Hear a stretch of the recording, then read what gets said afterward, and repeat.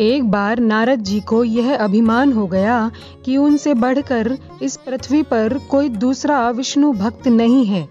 उनका व्यवहार भी इस भावना से प्रेरित होकर कुछ बदलने लगा था। वे भगवान के गुणों का गान करने के साथ साथ अपने सेवा कार्यों का भी वर्णन करने लगे। भगवान से कोई बात छुपी थोड़ी रहती है। उन्हें तुरंत इस बात का पता चल गया। वे अपने भक्त का पतन भला कैसे देख सकते थे। इसीलिए उन्होंने नारद जी को इस दुष्प्रवृत्ति से बचाने का निर्णय किया। एक दिन नारद जी और भगवान विष्णु साथ साथ वन में जा रहे थे।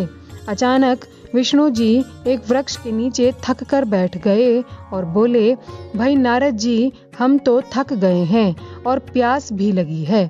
कहीं से पानी मिल जाए तो ले आओ। हमसे तो प्यास के मारे चला नहीं जा रहा। हमारा गला सूख रहा है। यह सुनकर नारद जी तुरंत सावधान हो गए। उनके होते हुए भगवान भला प्यासे क्यों रहें। वे बोले, भगवान अभी लाया, आप थोड़ी देर प्रतीक्षा करें।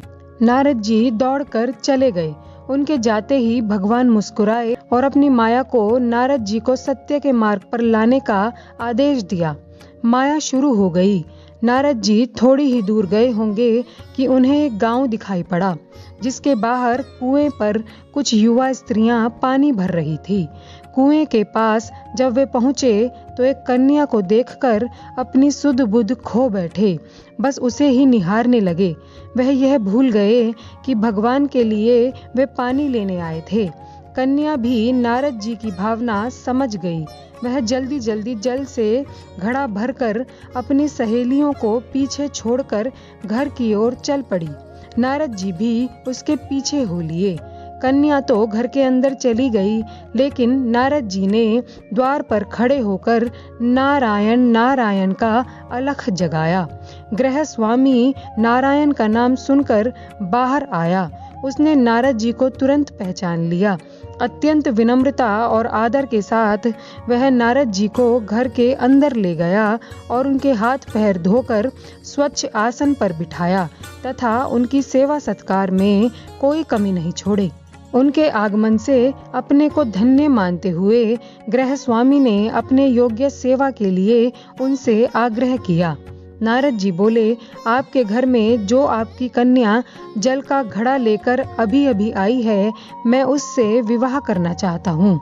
नारद जी की बात सुनकर गृह स्वामी एकदम चकित रह गया, लेकिन उसे प्रसन्नता भी हुई कि मेरी कन्या एक ऐसे महान योगी तथा संत के पास जाएगी। उसने स्वीकृति प्रदान कर दी और नारद जी को अपने ही घर में रख लिया। 2-4 दिन पश्चात शुभ मुहूर्त में उसने अपनी कन्या का विवाह नारद जी के साथ कर दिया तथा उन्हें गांव में ही उतनी धरती का टुकड़ा दे दिया जिसमें खेती करके वे आराम से अपना और अपने परिवार का पेट भर सकें। अब नारद जी की वीणा एक खूंटी पर टंगी रहती, जिसकी ओर उनका ध्यान बहुत कम जाता। अपनी पत्नी के आगे नारायण को वे भूल गए। दिन भर बस खेती में लगे रहते। कभी हल चलाते, कभी पानी देते, कभी बीज बोते तो कभी निराई गुड़ाई करते। जैसे जैसे पौधे बढ़ते उनकी प्रसन्नता का पारावार न रहता। फसलें हर वर्ष पकती व कटती, अनाज से उनके कोठार भर जाते। नारद जी गांव के एक संपन्न किसान माने जाने लगे। वर्ष दर वर्ष बीतते चले गए और नारद जी की गृहस्थी भी बढ़ती चली गई। 3-4 लड़के लड़कियां भी हो गए। अब नारद जी को एक क्षण की भी फुर्सत नहीं मिलती थी।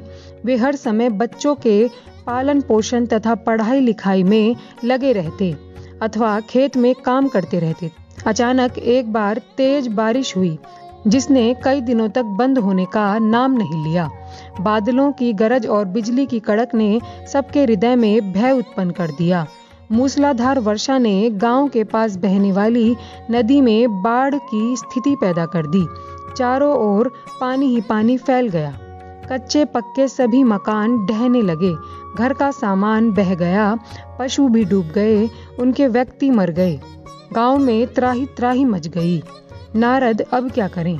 उन्होंने भी घर में जो थोड़ा कीमती सामान बचा था उसकी गठरी बांधी और अपनी पत्नी तथा बच्चों को लेकर जान बचाने के लिए पानी में से होते हुए बाहर निकलने लगे। नारद जी बगल में गठरी थामे एक हाथ से एक बच्चे को पकड़े और दूसरे हाथ से अपनी पत्नी को संभाले हुए थे। पत्नी भी अपने बच्चों को लेकर धीरे धीरे आगे बढ़ने लगी। पानी का बहाव अत्यंत तेज था। यह भी पता नहीं चलता था कि कहाँ पर गड्ढा है और कहाँ पर टीला। अचानक नारद जी ने ठोकर खाई और गठरी बगल से निकलकर बह गई। नारद जी गठरी कैसे पकड़ते? दोनों हाथ तो घिरे थे।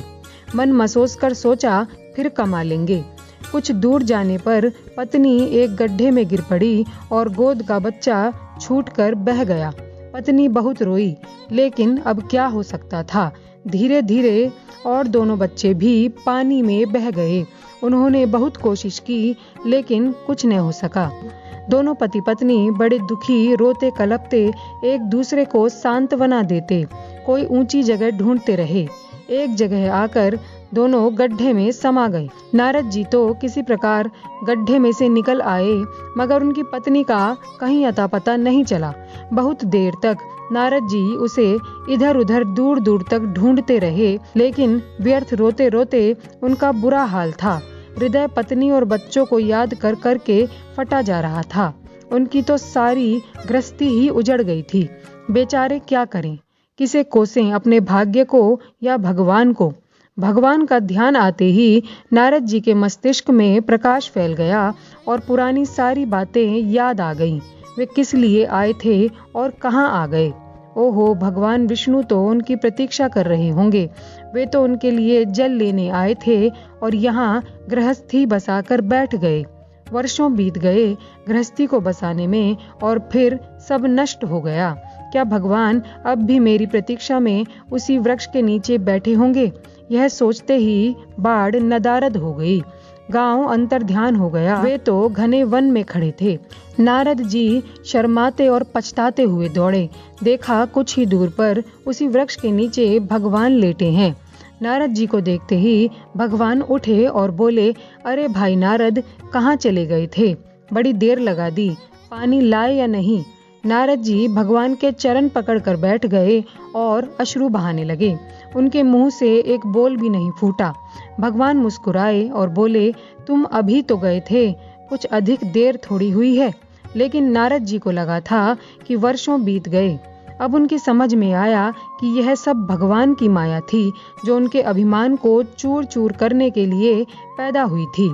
वे सोचने लगे, उन्हें बड़ा घमंड था कि उनसे बड़ा त्रिलोक में दूसरा कोई भक्त नहीं है। लेकिन एक स्त्री को देखकर वे भगवान को भूल गए।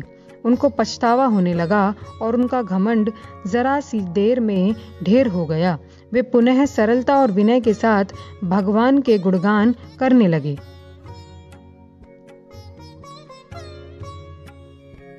इसी तरह की और वीडियोस देखने के लिए नीचे दिए गए सब्सक्राइब बटन पर क्लिक करके हमारे चैनल को सब्सक्राइब करें।